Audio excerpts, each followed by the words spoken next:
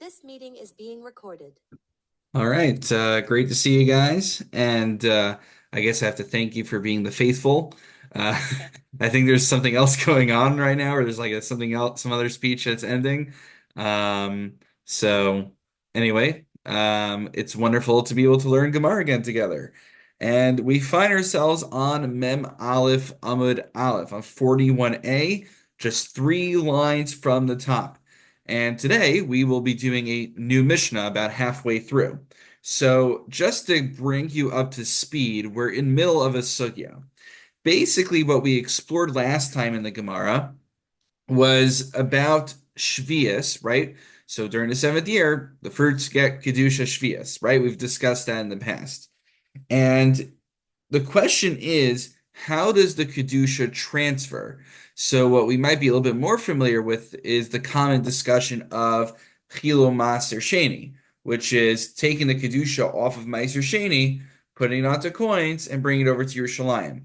But we noted that it's a little bit funny when it comes to Shvius, because basically the initial fruit always remains kadosh, but then it's like tag your it to whatever it gets swapped with, and then that thing continues to pass it along. So essentially, the last guy to get tagged and the initial fruit remain kadosh.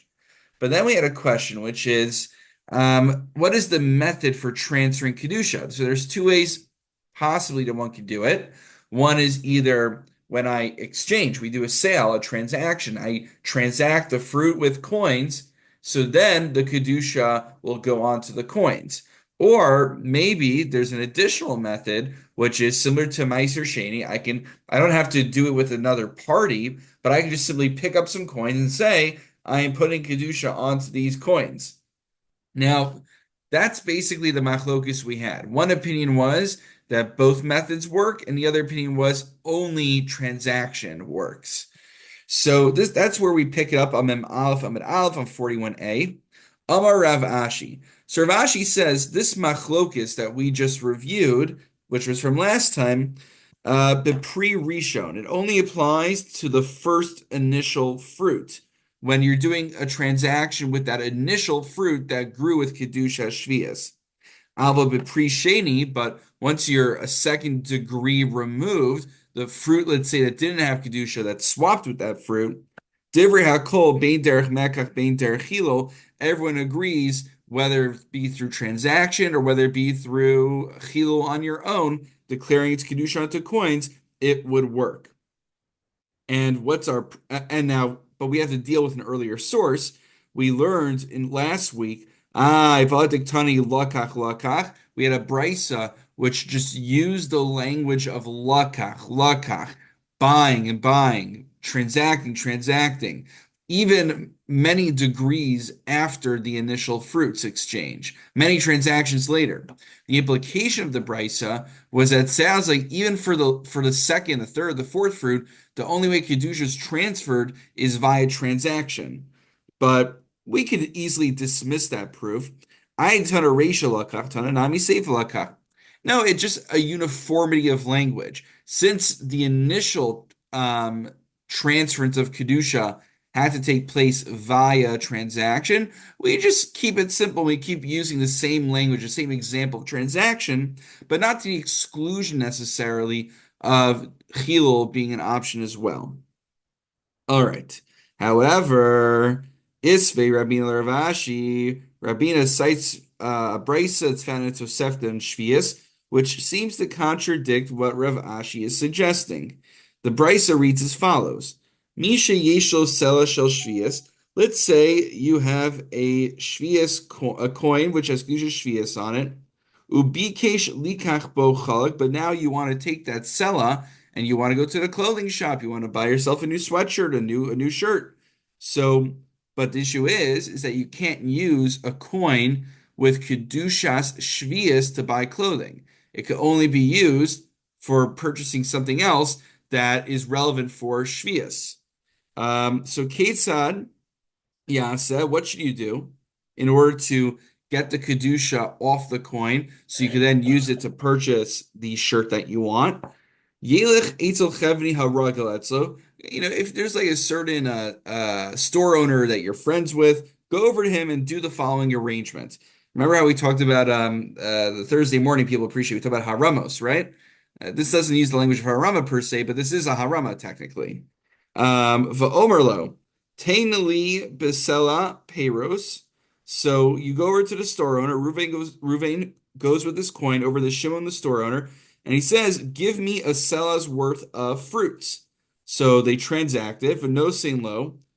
So that now Ruvain has fruits, Shimon has the coin. V'chozer v'omer lo, and he says, "Ah, hare peiros halalu nostim lecha b'matana." Now the store owner says, now the Ruvain's going to say, "I'll give you back the fruits as a gift." Who omer lo halacha sela zo b'matana.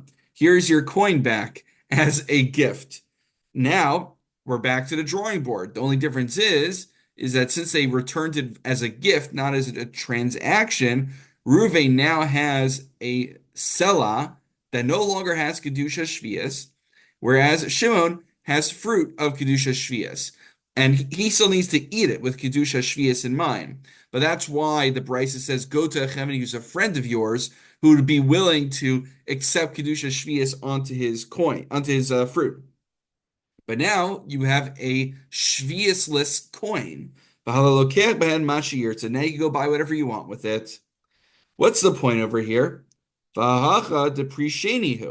This discussion over here is about a pre-sheni.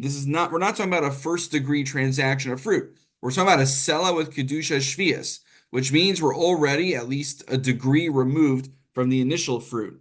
So ukutani derech mekach in derech hilolo. But the implication here, not the implication, I mean, it's very clear. The only method he had available to him was he had to jump through hoops and make a whole, transaction, like a legal fiction of sorts, just to get the kedusha off his coin. He could have done something much more easily. If it's true that once you're more than 1 degree removed from the initial kedusha shvius, you chilul, you could just pick up something else and say, I'm going to transfer the kedusha from the coins now onto the fruits. Why couldn't he just do that? So the implication here is that it's not, you can't just say everybody agrees that once you're a degree removed from the kedusha, from the initial kedusha, that you could do chilul. It seems that at least we have a brisa here that clearly indicates to us that you still, even once you're degree removed, 2 degrees removed, 3 degrees removed, the only method of transferring kedusha shvius is via mekach umemkar, via transaction. So therefore, Rav Ashi revises his statement based on this. Elam Rav Ashi, machlokis bepri sheni, al bepri rishon divrei kol derech mekach in derech chilolo. So rather, once you are up to the second fruit, you're a degree removed, there's a machlokis whether chilul can work or not. But everybody agrees that when we're talking about the initial kedusha shvius, the initial sanctity, the only method you have is via transaction. Now the issue is we had a brisa we learned last week, which doesn't seem to fit with this. Fadik tani echad shvius ve'echad meiser sheni. We saw a brisa on the bottom of Mem Amid Beis last week. You don't have to bother turning back all the pages, but I'll just tell you what it said in the brisa was echad shvius ve'echad meiser sheni mischal behema chayva of. That whether we're talking about shvius, whether we're talking about meiser sheni, we can be mechal it. We could transfer the kedusha onto animals, onto birds. So it seems from here that we're talking about the initial fruit. You could do chilul. So how could Rav Ashi now turn around and say that everyone agrees that you can't use chilul as a method? You only have mekach umemkar. You can only transact. We have a brisa telling us, just like for Meiser Sheni, you could transfer the Kedusha onto an animal. You could transfer the Kedusha also of Shvius onto these animals. So the answer is, my Shvius, no. What are we talking about in that brisa? We're not talking about a first degree Shvius. My Shvius, Demei Shvius. We're talking about money which was already exchanged for Shvius. And how do I know that? How do I know I'm not just like making that up? Dilo Temahachi, Meiser Mamish. What kind of Meiser are we talking about? Are we talking about actual first degree Meiser as well? Vaksiv, it says in the Torah, where's the full pasuk? V'nesat b'kasef V'tzarta hakesef biyadcha, v'alachta makom asher yivchar Hashem Elokecha bo. It says explicitly the only way to initially transfer Meiser Sheni Kedusha is onto coins. Um, but the Brisa is talking about transferring Kedusha's Meiser Sheni onto animals. It must mean that Brisa is not talking about first degree Meiser Sheni. It's talking about at least when we're one step removed. El Demei Meiser. We're talking about the work money of Meiser. Hachanami Dmei Shvius. Likewise, we're talking about second degree Shvius as well. Second degree okay is a machlokis, but everyone agrees that first degree. Everyone agrees that first degree. Everyone agrees that first degree Shvius cannot be transferred unless it's via a transaction. Now, just a reminder, last week we took a look at the Birchas Avraham. The Birchas Avraham pointed out this actually makes a lot of sense. It fits really nicely with what we learned last week as well. Because remember how we said that first degree Shvius retains its Kedusha, the pre-Rishon, the initial fruit retains its Kedusha, and then it causes something else to be Kadosh. And only then it keeps every degree afterwards is just transfers from one to the other. But the initial fruit remains Kadosh. So this fits beautifully with Rav Ashi's conclusion. Because Rav Ashi paskins in the end of the day that everyone agrees that the only way of moving Kedusha from Shvius to something else, at least the first time around, is through Mekach Umemkar. Why? Why would I think Chilul can't work? Because the act of Chilul is an act of removing Kedusha from one item and placing it on the next item. But when you do that initial that initial swap of the Shvius fruit with money or with something else, the Shvius fruit retains its Kedusha. So Chilul is not an option. You can't just pick up coins and say, I hereby transfer Kedusha of my fruits onto these coins. Like, it's meaningless because Chilul is an act of not copying and pasting, it's cutting and pasting. And cutting and pasting only happens once you're second degree removed. That's why everyone agrees Chilul is a non-option because you're copying and pasting here. You're not cutting and pasting, which is what Chilul does. Okay? End of our sugya from last time, and now we begin a new Mishnah. All right, all set? Here we go. Up to the Mishnah. Barishona, initially, back in the good old days, Hayalulav Nitel Mikdash, right? Remember we were talking about Lulavim? Remember we're in Sukkah? Yeah? Okay, so back to our feature presentation. Barishona, Hayalulav Nitel Mikdash Shiva. Initially, the lulav was only taken in the Beis HaMikdash for 7 days. Medina Yom Echad. Now, Medina means in the country. It doesn't mean like when the Chassidim say we're going up to the country. You ever hear that? And sometimes they say Stanford's the country. I'm like, okay. I mean, if you go 15 minutes north of here, I guess it kind of does become the country. Rashi tells us the Medina even refers to Yerushalayim. It's a machlokus about where precisely you draw the line. Rashi says the distinction in our Mishnah is between Beis HaMikdash versus the rest of Yerushalayim. There's some other opinions of how to render that, but let's stick with that. Medina Yom Echad. But everywhere else, other than the Beis HaMikdash, you just took the lulav on the first day. However, Mishachar Beis HaMikdash, when the Beis HaMikdash was destroyed, Hiskin Rabbi Yochanan ben Zakkai she'lulav nitel b'Medina shiva zecher leMikdash. He said, Rabbi Yochanan ben Zakkai instituted that a lulav is taken everywhere for 7 days as a zecher leMikdash in commemoration of what was done in the Beis HaMikdash. So the reason that we take a lulav nowadays, not just on the first day, it's an institution midrabanan. And then he also instituted Ushehe Yom Hanef Kulo Aser, that the Yom Hanef will be fully Aser. Now, this requires some background. So if you ever go and you get like a Hamish Danish, they'll say on the package that it's Yashan, right? So do we know what Yashan is? So let's go over that. So something called Chadash, which is the new grain, and Yashan, which is the old grain. Well, when does my grain become old grain? It becomes old grain on the night following the first day of Pesach. So the nighttime, which is now the second day of Pesach, technically, it's Matzeh, first day of Pesach. they would bring the carbon omer, right? We do that thing called Sfiras Omer. You ever wonder why it's called Sfiras Omer? Well, it's because they initially brought the Omer offering on after the first day of Pesach. Um, and when that offering was brought, that is when it became permissible to eat the new grain. Until then, the grain was called chadash, and it was forbidden to consume. And then once the omer was brought, it became yashan, it became considered old grain, and then it was permissible to consume.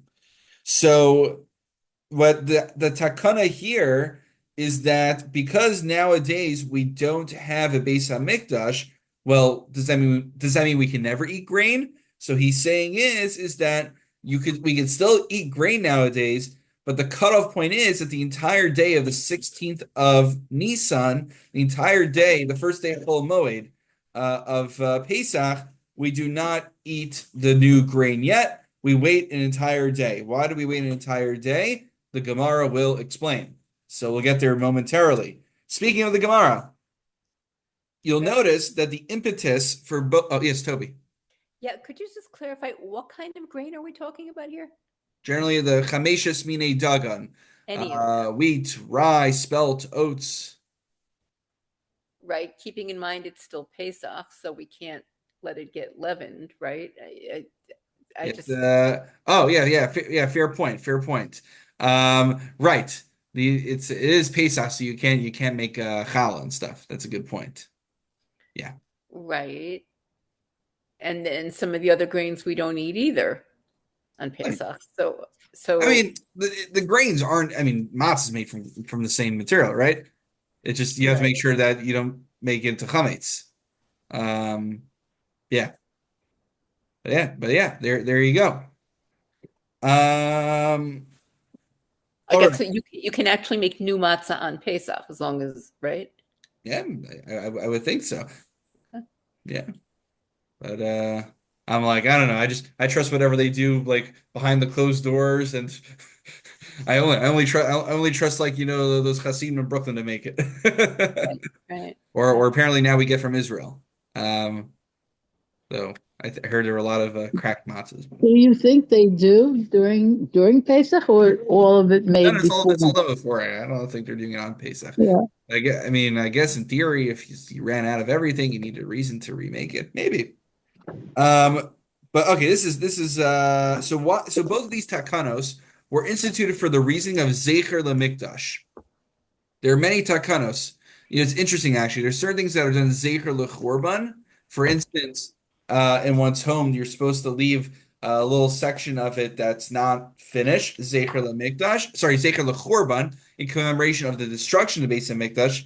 And then there are things that are zecher lemikdash, which is more of a positive commemoration of what we hope to achieve one day. So these are zecher lemikdash. What do we mean by that? So like, we take for granted, but where do we get this whole idea of doing things Zecher LeMikdash in commemoration of the Beis Hamikdash? So the Gemara gives us a source. Minala Davdina Zecher LeMikdash. Where do I get this whole idea of doing things Zecher LeMikdash? Samar of Yochanan Damar Kra. It says in the pasuk in Yirmiyahu, Kala arucha lach, nakosayach erpa eich num Adonai, hinidacha karulach, Sioni doresh ein la. So what God's saying is that I will heal you of all of your ailments because you've been cold, this forsaken one, and for Zion has no one searching for her. So the Gemara says we see that no one is searching for Zion. Zion, right? Zion he dorish ein la, dorish ein la michlal dubai drisha. So that means that there's an imperative that since no one is seeking out Zion, we should be seeking out Zion and finding ways to commemorate the Beis Hamikdash. That's the drasha from there. So okay, great. We now know the reason for the impetus of why we have takanos that are Zecher LaMikdash. But now let's get into that halacha about the Omer. Ushehe Yom Hanif Kulo Aser. So, my taima, why is it that the entire Yom Hanif would be Aser to eat? I would think from usually they would do the offering the night before. So once the sun rises, it should be fair game post Beis Hamikdash for us to already eat the new grain. It should now be rendered Yashan. So why are we waiting an entire day still? So reason number one is Mehera Yibana Beis Hamikdash. Maybe this is fascinating. Maybe the Beis Hamikdash will be suddenly rebuilt. The Yomru, and everyone's going to say, Eshtakad Milo Achalnu Baheir Mizrach. We're worried that the Beis Hamikdash is suddenly going to be rebuilt. And people are going to say to themselves, oh yeah, last year we just waited till like the sun rose on the 16th of Nisan, and immediately we can eat the new grain. Hashanami Nechol. I guess this year also we can eat. I mean, it's nice we have a Beis Hamikdash, but I'm going to eat my new grain when I want to. The Inhu Lo Yadi Deshtakad will have a Beis Hamikdash Heir Mizrach Hitir. And what they're not going to realize is the previous year, the reason that they were allowed that their grain was already rendered yashan was because there was no Beis Hamikdash. But Hashdika Beis Hamikdash, now there's a Beis Hamikdash, Omer Matir. It requires the carbon Omer. And you know what? If the Beis Hamikdash is suddenly made on the spot, it might take them a little bit of time to get the Omer offering up and running. So this is fascinating. I'm not going to go through the old tshuva now. I think I gave this at a Shalosh Shudas one time. We did like a mini shiur on Rav Moshe Feinstein and Mashiach. So he has a tshuva where he looks at this Gemara over here, and this is his proof text that it's not sufficient for a Jew to believe in the possibility of the Beis Hamikdash being rebuilt and Mashiach coming soon, but we see that there's a halachic imperative because isn't this so? It seems almost absurd. We're going to make a whole takana on the chashash that the Beis Hamikdash out of nowhere is suddenly going to be rebuilt. Usually, we're not choshesh l'miyuta. Generally, we're not concerned for things that are statistically improbable. Yet, we're going to make a whole takana about waiting the entire day and wait until the next day to eat from the new grain because maybe the Beis Hamikdash will suddenly be rebuilt. And he says, yes, that's indeed true because we're supposed to live our lives with the true and genuine anticipation that indeed Mashiach can and will come at any moment. So I'm not going to read the whole tshuva inside, but I gave you the essence of it outside. All right, and the Mashiach article, God willing, maybe in December or something will come out if you're interested. Okay, but the Gemara wants to clarify. It's like, when are we concerned that the Beis Hamikdash is all of a sudden going to be rebuilt? So the Ivni, Amos, when is it going to be rebuilt? What are we concerned for? If it were concerned to be made on the day of the 16th itself, Hari Hitter Heyer Mizrach. Well, even if the Beis Hamikdash suddenly is built on the 16th, on day of the 16th, it wouldn't retroactively make the grain chadash. Rather, from the moment the sun rose, it was already rendered yashan. Ella, what are we concerned for? The ivni bechamesar mechatzosa yom lahalan, that it was going to be built on the 15th, on first day of Pesach, from Chatzosin onwards. Sorry, mechatzosa yom lahalan. So, 1 second. Ulahalan Tishtari. Oh, yeah, sorry, yeah, Ulahalan Tishtari. But then it should be permissible. That's none. Even though, well, right, so the question is, okay, but why would you say the entire day is usher? You know, if we're concerned that the Beis Hamikdash is going to be rebuilt on the 15th, don't say the entire day of the 16th is usher. Just say until Chatzos you're not allowed to partake. Because we know, even during the times of the Beis Hamikdash, when it was standing, those who lived at a distance that was too far away to find out when the Omer was going to be brought, they could assume by midday the Kohanim did their job.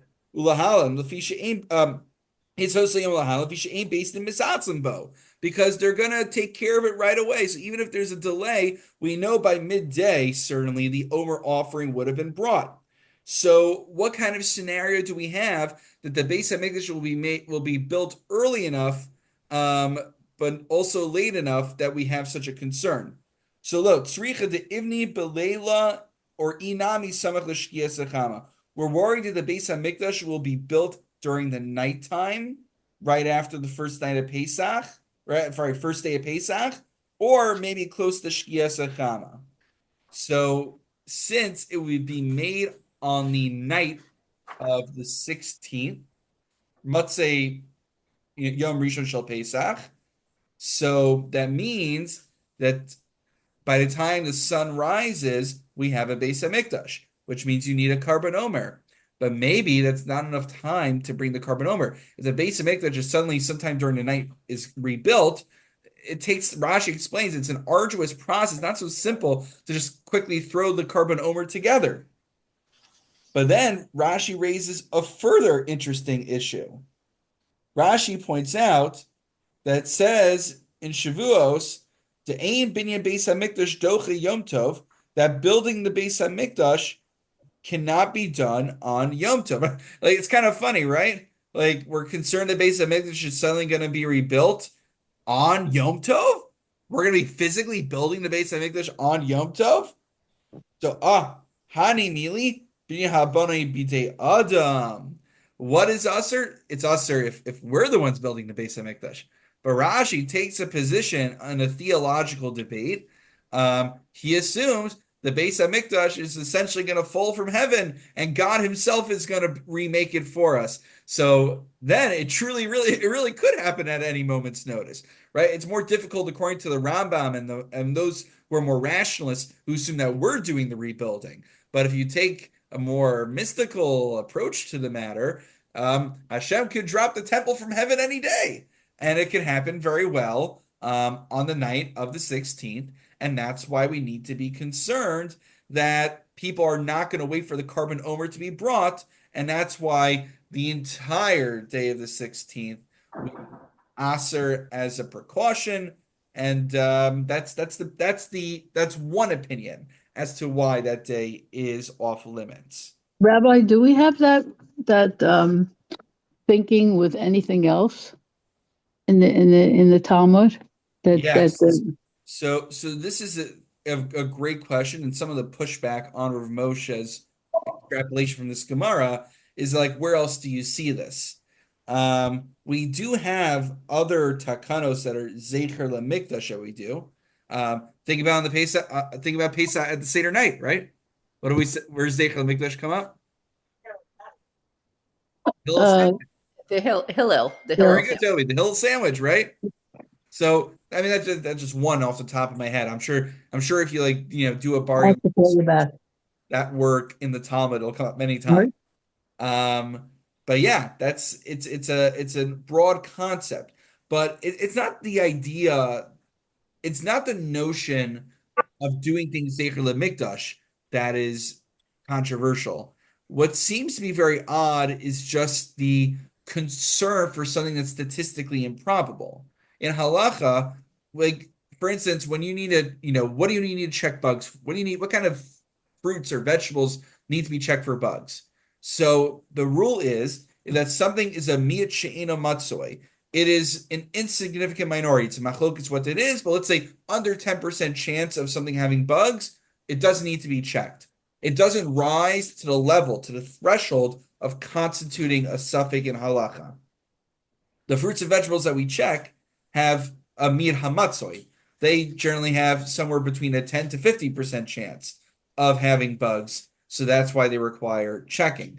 And anything that's above 50% is called muchsik b'tolayim. It has a chazaka that there are bugs in there. And generally the idea is that we just don't want to deal with those. Hence, some people, I think, don't even bother touching broccoli because they're like, there's no way to get them out. But the point is, it's such an intriguing idea that we would make a whole takana on something statistically improbable of the Beis Hamikdash suddenly being rebuilt overnight. But if you believe that that's how you're supposed to live your life. So one other psak that Moshe gave was he actually opposed the double headstone for a gravesite for a couple. And his reasoning is that he was saying, and he also opposed, I think, anyone kind of like pre-erecting. I think actually I read Rav Ephraim, what was it? Yeah, it was Rav Greenblatt. Yeah. So he said that Ramosha, I think, even like was opposed to already picking out your gravesite in general because he said that shows a lack of faith that Mashiach will come.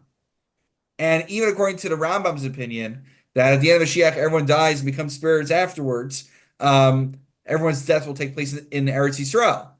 So how can you plan ahead like that? You're basically demonstrating that you don't believe Mashiach is going to come imminently in the future. So he poskined different things on this basis. Like it wasn't just like a nice hashkafic idea that he shared in a Shabbos morning sermon, but he actually believed that it had practical halachic ramifications. That's what's fascinating about it. Anyway, let's wrap up our Gemara for this evening, my friends. Take a look at we're on the third to last line in the Gemara. Amar Rav Nachman bar Yitzchak, Amar Rabbi Yochanan Zakkai, b'shitas Rabbi Huda Amra. So Rabbi Yochanan Zakkai, he preceded Rabbi Yehuda by a little bit, but he basically is in sync with Rabbi Yehuda, who said to Amar, Min HaTorahu Aser. Forget everything we just said. According to the first opinion we saw, the opinion, who was it even attributed to? I'm not seeing. But the first opinion we had was that the reason that you cannot nowadays eat from the new grain until after day 16 was a precaution. It was midorabanan. But here the argument is no. Min haTorah, midoraisa, biblically, one is not allowed to eat the entire day of the 16th in the absence of the Beis HaMikdash. Dichsiv, ad etzem hayom hazeh. What does etzem hayom hazeh mean? Rashi explains, kol hayom korei etzem hayom. That means the entire day, aritzumo shel yom, ukasavar ad ve'ad bichlal. And the assumption is that when it says until that day, it includes the day of the 16th. No. In the absence of the Karban Omer, the entire day of the 16th is included in the Chadash period. And so the idea of not eating on the 16th when we don't have a Karban Omer is actually biblical in origin. That's opinion number 2. We'll go to the Mishnah. The rest of the Gemara are just saying, wait a minute, Rabbi Yehuda and Zakkai, they're in sync with each other. I thought they have a machlokus. So let's just do it. Just some stuff over here. Omi savarle kavase. Is it true that Rabbi Yehuda and Rabbi Yochanan and Zakkai are in sync with each other? But he argues with him. Tanya, we have a brayso mishachar Beis HaMikdash. When the Beis HaMikdash was destroyed, Hiskin Rabbi Yochanan and Zakkai she yom hanev kulo aser. Rabbi Yochanan and Zakkai, keyword hiskin, he instituted. That means midrabanan maybe. That you shall not eat the entire day of the 16th. Amar Rabbi Yehuda v'halo min haTorah aser. What do you mean? Why are you making a takana? I don't need a takana. It's in the Torah. You have to wait till the entire day passes. So here, there was a bit of a miscommunication. Rabbi Yehuda dekatayhu savar midrabanan kamar v'lohi midoraisa kamar. Rabbi Yehuda thought that because that Rabbi Yochanan was instituting it on a derabanan level, but he didn't realize that Rabbi Yochanan actually meant, no, it's actually biblical in origin. Iva hiskin kamar. But doesn't it say Rabbi Yochanan instituted? Hiskin is usually code word for takana, for rabbinic enactment. My hiskin, what do we mean by hiskin? Darash v'hiskin. He, after the Beis HaMikdash was destroyed, he had to take his thumb out and do some dips and darsh in the Torah to figure out that the 16th is actually included biblically in Chadash still. And then, as a result of understanding what the Torah's will was, he went ahead and made a proclamation, thou shalt not eat from the new grain until after day 16. But both him, Rabbi Yochanan and Zakkai, and Rabbi Yehuda are on the same page, that mid-d'oraisa, one cannot eat on day the 16th. Now, just going back to the Peace and Igros Moshe, where Moshe Feinstein says, okay, they might think, unlike what we initially saw in the Gemara, the reason we don't eat on the day of the 16th, the new grain, is because of a biblical drasha, because of a doraisa. But it doesn't mean they fundamentally disagree with the first svar in the Gemara, that there's an idea of anticipating Mashiach and the Beis HaMikdash being rebuilt as well. They don't disagree in principle on that. They just happen to think you don't need to use that svara because we already have a pasuk in the Torah telling us that day 16 is off limits. And that brings us, my friends, to the Mishnah on Mem Aleph and Mem Beis. Next week, we will be having Shiur on Monday night at 8:15 because we will be away for Thanksgiving through Tuesday. So we'll have Monday night Gemara, and if you're able to make it, that would be most wonderful. And if not, as always, I intend to record it so that way we could all remain on the same page. All right. Wishing everyone a wonderful Shabbos. You Take care, too. guys.